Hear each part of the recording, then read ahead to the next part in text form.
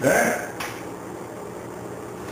You can see back arched, shoulders back, everything that I just talked about, and you can see what it does when you're doing the movement.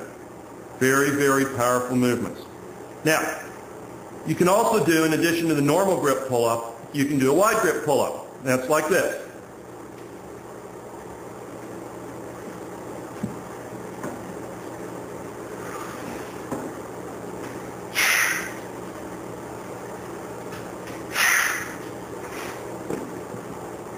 Okay?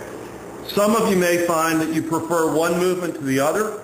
Some may find that the wide grip hurts you. Perhaps it hurts a shoulder or an elbow. Or you may find that the narrow grip doesn't work as well for you.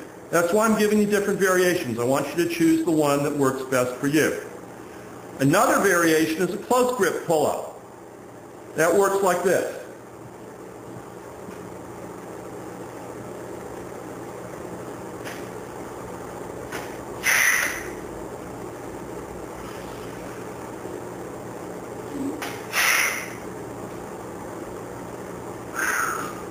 Okay. Now, in my own training, I tend to use the regular grip and sometimes the wide grip. I don't use the narrow grip as much because the narrow grip happens to aggravate an old injury that I have from when I was a high school wrestler. So I tend to use the other movements. I do the narrow grip infrequently on rare occasions. There's a chinning variation where you cup the hands over the top of the bar like this. Do a pull-up like that. Okay? It's called a monkey grip pull-up or a monkey grip chin. I don't like those at all. I've really hurt my shoulder doing those, and I think most of you would be well advised to drop that exercise and find another variation. And we've got plenty of them on the video, on the DVD, so don't worry about finding alternatives. In addition to doing pull-ups, which you do with a pronated grip, that is to say your hands face, palms of hands facing away, knuckles facing towards you, you can do a chin-up where you use a supinated grip with the palms facing you and the knuckles facing away. That allows you to work the biceps a little bit harder than if you do the pronated pull-up. It's not as good an overall exercise. It doesn't work the back nearly as hard as the pull-up. I tend to do almost all pull-ups, but a lot of people like to do a little bit more work for the biceps. If that's you, that's fine. So, here's how you do it. Starting position and up, starting position, and up. Okay? Now, what did you notice about that starting position? That's right. I didn't go all the way down. Why is that? Well, it's because the chin-up grip hurts my shoulders. It hurts that right shoulder where I injured myself about, oh good Lord, 30 years ago as a high school wrestler. And that's one reason I don't do the exercise. If I do it, I protect the shoulder by not going all the way down. Remember, if you can't train because you've hurt yourself, you're not going to be gaining. So don't try to be a hero. Use your head. In the course materials for dinosaur bodyweight training, you read a little bit about Sig Klein, one of the grand old men of the Iron Game.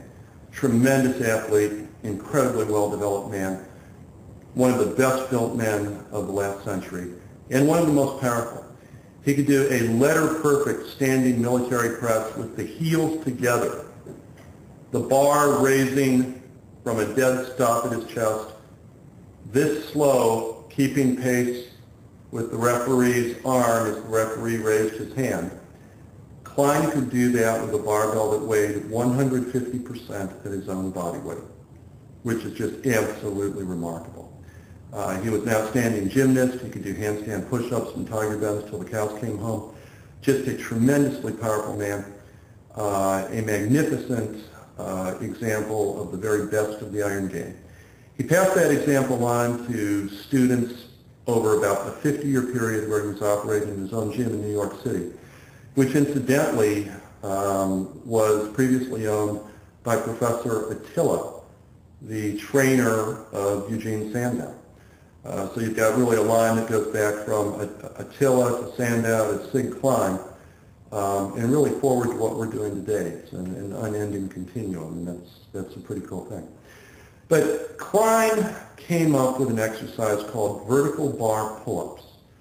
he taught them in his gym. He had a special piece of equipment where the handles of the bar were not horizontal but vertical, and you had to hold on to the vertical handles when you did your pull-ups. Klein reported that students initially who could knock off half a dozen or even 20 conventional pull-ups were not able to perform the vertical bar pull-up. They had to work at it in order to be able to perform even a single rep. But after a while, as they got good at it, they always got a lot stronger very quickly, and most of them would put half an inch or an inch of muscle on the arms and a lot of muscle on the forearms as a result of this exercise. Now, it's very hard to find a bar that is designed for vertical bar pull-ups. I'm not aware of any equipment company that makes such a critter. You could probably have a local welder put one together for you. But there's a great substitute available, and it's the short ropes that my friend John Wood sells at www.functionalhandstrength.com. The short ropes are exactly the same as John's longer ropes. There are a number of exercises that you can do with these because, guess what? You can reverse them and do various types of pulling exercises with weights attached to the bottom of the rope. But they're terrific for doing something that is virtually identical to that thick bar, to the vertical bar pull-up that Sig Klein taught in his gym those many years ago. So if you have John's ropes, and if you don't, order them. If you have John's ropes, give this a try. Great exercise. See, I've got a vertical grip, and we're off and running. Okay?